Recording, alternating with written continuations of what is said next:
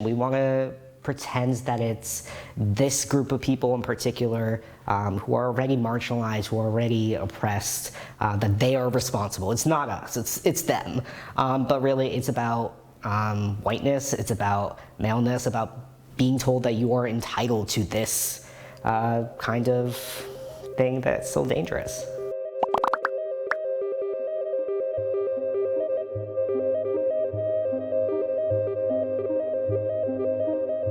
I think you probably have to have something a little off to shoot up people in a movie theater at a school. So I think people are trying to find a reason for it, and that's probably why they're turning towards mental health. Well, obviously, as you've seen the news, a lot of people who struggle with mental illness are, behind mass shootings and some violence. And one of the things that people don't realize is that a lot of people who struggle with mental illness aren't necessarily diagnosed or aren't getting the right treatment, which can lead to really bad outcomes. As much as we'd like to say that these shooters shot up wherever they shot up because of a mental illness, it's easy, and largely it's not true, because the statistics for shooters who do have mental illnesses are on par with the statistics that we have for mental illness in this country in general. 1 in 5 people in this country deal with a mental illness, and most of them are not a danger. In fact, the vast majority, like 99%, and mental illness ranges from anxiety to depression to the more socially acceptable, and even the higher profile, like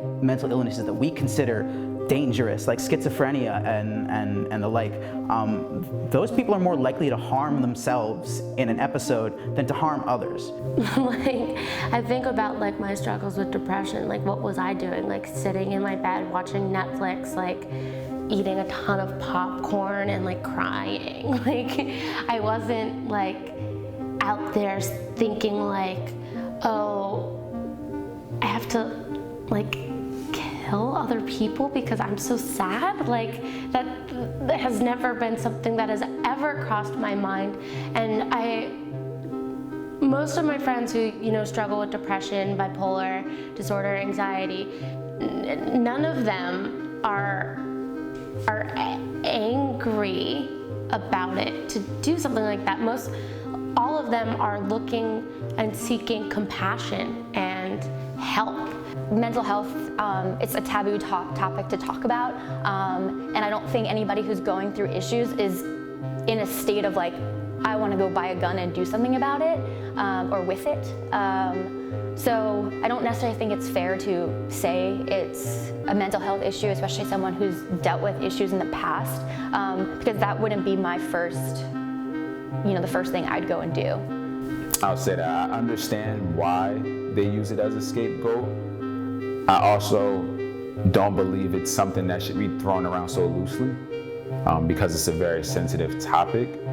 And myself and individuals I know that have suffered, with those mental health issues, they take it very seriously. And it can't be a scapegoat for everything, because then we're blanketing every issue and not actually trying to get to the root problem. It's anything that happens, oh, they had mental health issues.